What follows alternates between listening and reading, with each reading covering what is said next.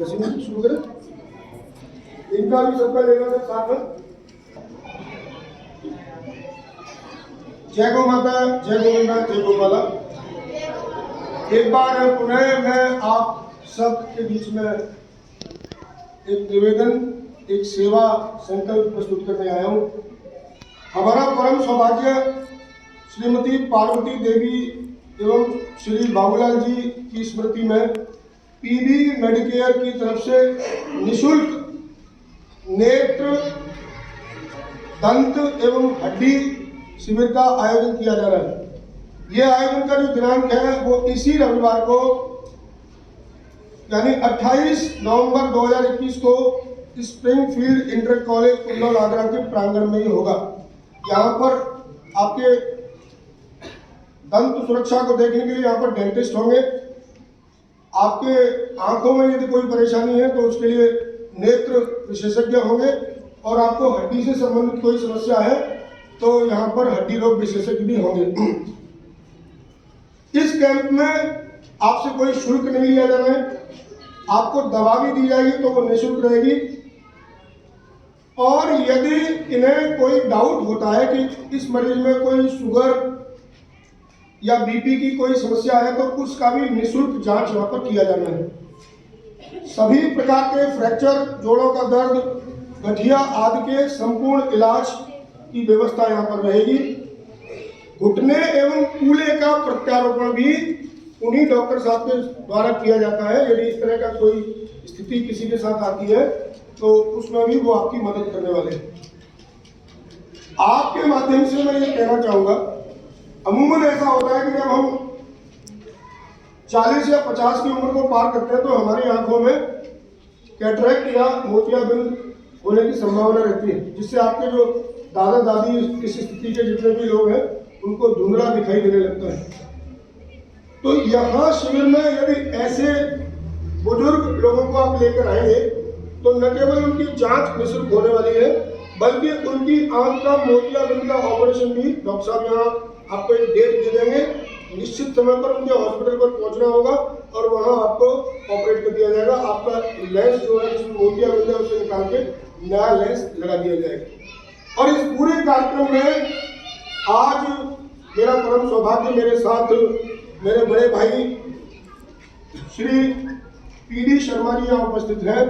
आप Lal Bahadur Shastri inter college Agra में प्रवक्ता के पद से सेवानिवृत्त हुए हैं, तो मैं चाहूंगा कि इनके सम्मान में आप तालियां बजाकर इनका स्वागत करें।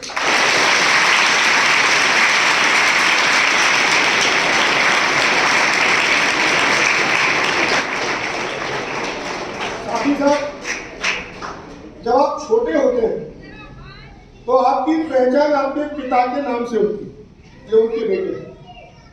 लेकिन जैसे ही आप बड़े हो और पिताजी आपके बड़े से बूढ़े हो गए, वृद्ध हो गए, तो हर पिता का ये सपना होता है, उसका ये गौरव होता है कि उसको उस उम्र में उसके पुत्र के नाम से जाना जाए।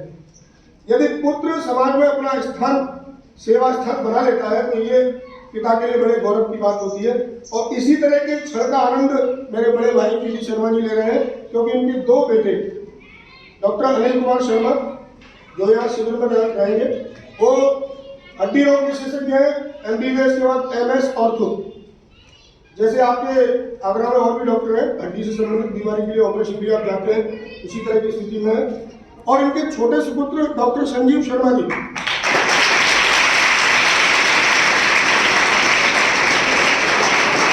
ये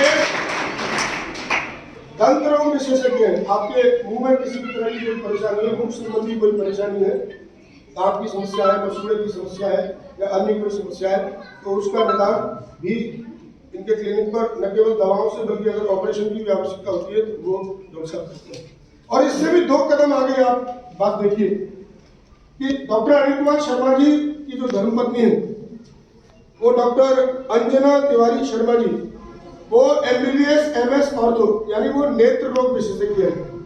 तो आपको या आपके घर में जो बुजुर्ग है जिनको मोतियाबिंद का ऑपरेशन कराना है या अन्य कोई समस्या है, नजर की कोई समस्या है जिसमें आप ठीक से पढ़ने में आपके सिर में दर्द होता है, उम्र में ये समस्या आती है, आपकी दृष्टि में कुछ गड़बड़ है, आपकी आंख में कोई अन्य बीमारी हो जाती है, तो उसका इलाज दवाओं से भी और साथ में यदि ऑपरेशन की आवश्यकता है तो वो डॉक्टर अंजना तिवारी शर्मा जी के माध्यम से आपके लिए उपलब्ध रहेगा। रविवार को शिविर में वो यहाँ रहेंगे, तो आपको अगर कोई नेत्र से संबंधित परेशानी है तो आप शिविर में आइए, अपनी जांच कराइए और आगे का जो भी आपका लाइन ऑफ ट्रीटमेंट है उसको डॉक्टर साहब की मदद से निश्चित करिए। साथ में डॉक्टर संजीव शर्मा जी जो डेंटिस्ट हैं, उनकी धर्मपत्नी भी डॉक्टर रेणु शर्मा जी, वो भी दंत रोग विशेषज्ञ हैं। तो मैं समझता हूँ कि एक व्यक्ति का जीवन सफल तभी कहते हैं जब पितृदेवो भव, संतान देवो, पितृदेवो भव, मातृदेवो भव, लेकिन यदि उसके साथ में संतान देवो भव भी जुड़ जाता है, यानी इनके दोनों पुत्र और दोनों पुत्र बधू समाज सेवा में योग्य है, आपके काम आ सकते हैं, तो ऐसी स्थिति में जीवन सफलता की ओर पूर्ण होता प्रतीत होता है। मैं इस सबके लिए आपको बहुत बहुत साधुवाद कहता हूँ भाई साहब। और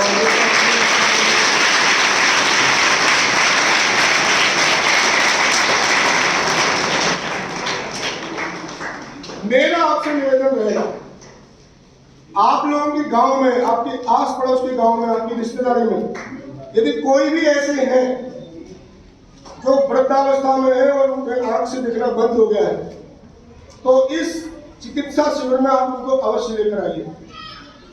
न केवल चिकित्सा शिविर में उनका चेकअप निःशुल्क होने वाला है, यदि कोई ऐसे परिवार है जो देने में सक्षम नहीं है तो ऐसी स्थिति में ये परिवार उनके लिए निःशुल्क ऑपरेशन की व्यवस्था भी करेगा। तो ऐसे सेवा भाव के लिए, लेकिन ये संभव होगा आपके द्वारा। आप जिस गांव से भी संबंध रखते हैं उस गांव में अभी हमारे पास 3 दिन है, तो आप चाहें तो हमसे पर्चे ले जाकर कुछ लोगों को बांट सकते हैं। ये समाज सेवा का पर्चा है बेटा, इसलिए वेस्ट नहीं होना चाहिए, इतना ध्यान रखना। आपके जान पहचान में, आपके गांव में, आपकी बस्ती में या किसी दूसरी गरीब बस्ती में यदि कुछ इस तरह के लोग हैं जिनको अगर आपके इस छोटी सी आपकी ये केवल सूचना भर से अगर वो यहाँ आ जाते हैं और उनको दिखाई देना शुरू हो जाता है, तो वो उनकी जो आंखों की रोशनी होगी उसके पीछे आप खड़े होंगे, आपका योगदान रहेगा। ये पुण्य आपको केवल इतना करने से मिल सकता है। इससे हमने बहुत बड़ी बात कही।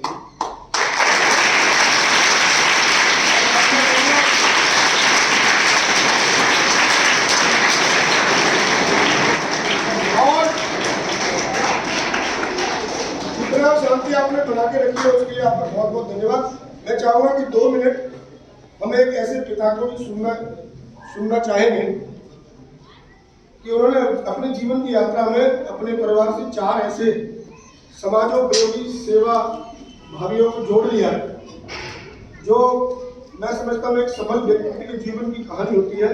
तो आप 2 मिनट के लिए मैं चाहूंगा कि मेरे बड़े भाई श्री पीडी शर्मा जी को भी आप सुने, उनका आशीर्वाद दें।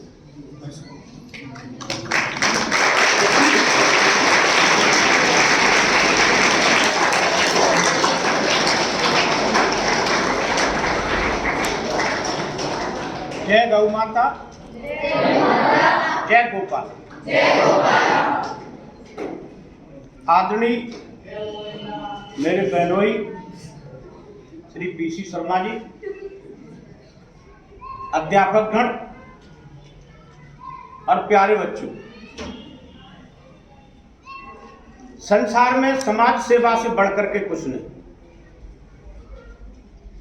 और छोटे बच्चों में शुरू से यह समाज सेवा का बीजारोपण हो जाता है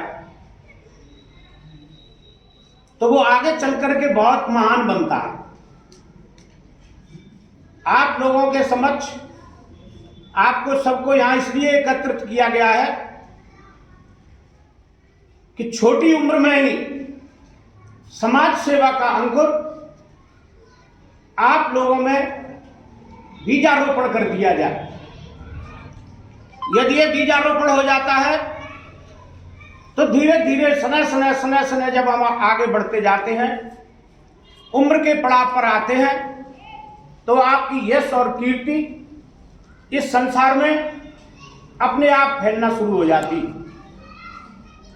आपके माध्यम से समाज सेवा का लाभ उन लोगों को देना हम आवश्यक समझते हैं जो वास्तव में बहुत गरीब हैं, आंखों से देख नहीं सकते, पैसे का नितांत अभाव है और वो कहीं आने जा नहीं सकते और विशेष तौर से वो किसी लाभ को ले नहीं पाते हैं। आप जब क्षेत्र में जाएंगे, आप उनको कन्विंस करेंगे और बड़े प्यार से उनको जब लेकर के आएंगे तो आपके प्रति भी उनका भाव जागृत होगा। और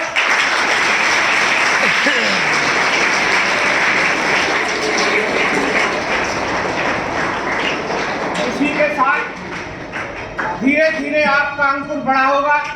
आपने देखा होगा एक छोटा सा पौधा होता है और धीरे धीरे वो बड़ा वृक्ष बन जाता है। उसकी छाया में बहुत से लोग सुख पाते हैं। ऐसे ही आप लोगों के बड़े हो जाने पर आपकी छाया उनको मिलेगी। धीरे धीरे आप ऐसे काम करते रहेंगे, समाज में समाज के लोग आपको उस दृष्टि से देखेंगे और ये कहेंगे कि ये बच्चा कितना प्यारा और सुखद है। उनका भी आशीर्वाद आपको मिलेगा। इससे आप धीरे धीरे महानता के उच्चतम शिखर को प्राप्त करेंगे। प्यारे बच्चों, आज सबको इसलिए यहाँ एकत्रित किया गया है कि सबको एक साथ अलग अलग बताने में बड़ा भारी परेशानी और कष्ट होते हैं। इसलिए सबको सामूहिक रूप से हम ये चाहते हैं कि इसका बीजारोपण आपके अंदर कर दिया जाए। इसलिए मेरा ये कहना है कि आप सबको तन मन धन से